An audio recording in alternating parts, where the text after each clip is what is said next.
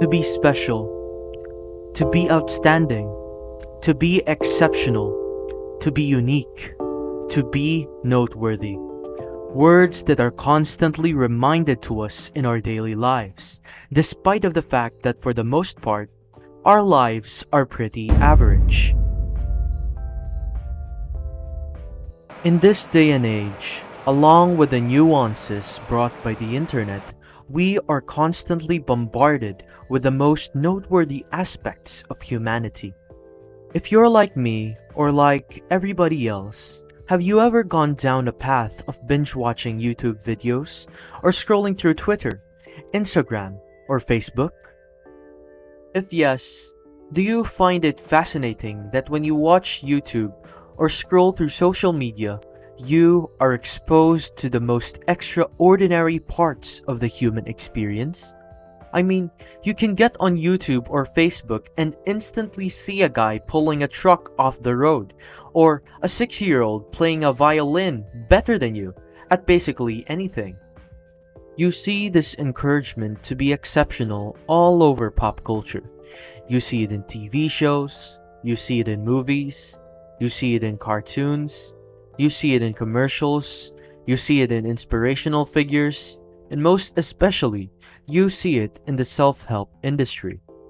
One of the glaring ideologies that is sold in the self-help industry is that all of us have this hidden, special, unique, utterly phenomenal aspect or talent just waiting to be discovered, that all we need to know is the secret as to how to get it out of you, that unless you're doing something impossible in your life, then it's somehow wasted.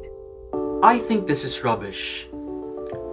I think that the problem isn't so much us, but because of the fact that we have lost track as to what normal, good, human experiences are actually like.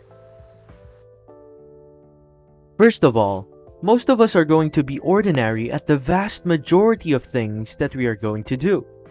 Second of all, even if we are able to pull a truck off the road or lift 1,000 pounds off the ground, that doesn't necessarily make us a good son, a good daughter, a good friend, or even a good person.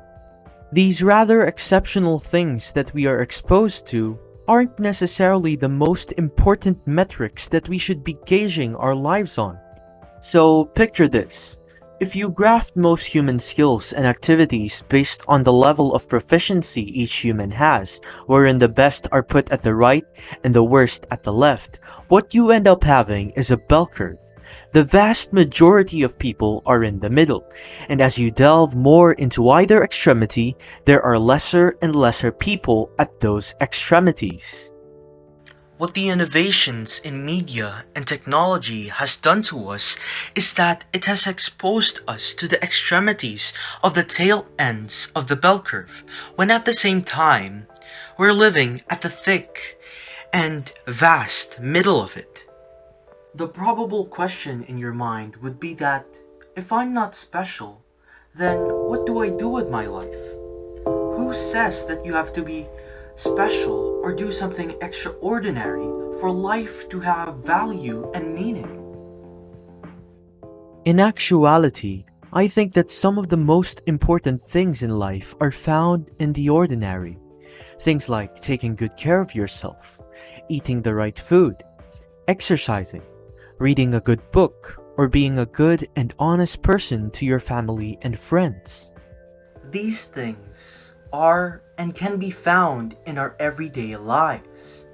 These are the most ordinary things that one can experience.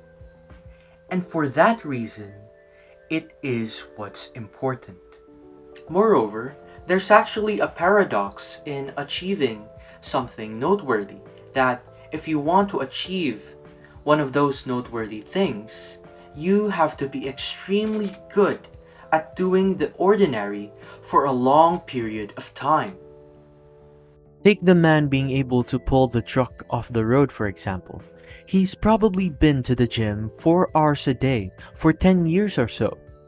There's nothing relatively special about going to the gym and constantly increasing the weights that you lift. However, When you compound that to years and even decades, you eventually end up with a rather extraordinary result. On the other hand, if we go into something looking for an extraordinary result, we tend to create false expectations and are just going to ultimately feel bad about ourselves. And so, there's this contrast. In our everyday experiences, you for that matter, is just like anybody else. But our expectation is that I or you should be swimming with sharks in the Maldives or jumping out of planes. It's one of those things that, while the intention is good, it does more bad than good, in a sense that it causes more suffering than it actually resolves. So, let us say, out with the need to be extraordinary and in with being ordinary. Let's be comfortable with being average. Let's be comfortable with being in the middle of the bell curve.